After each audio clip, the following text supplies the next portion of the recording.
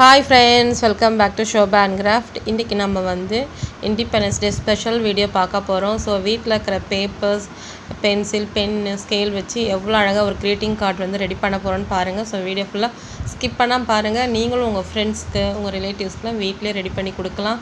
So இந்த video பிடிச்சா மறக்காமல் லைக் பண்ணுங்கள், உங்கள் ஃப்ரெண்ட்ஸுக்கு ஷேர் பண்ணுங்கள், சேனலை சப்ஸ்கிரைப் பண்ணி பாருங்கள். தேங்க்யூ, பாய்.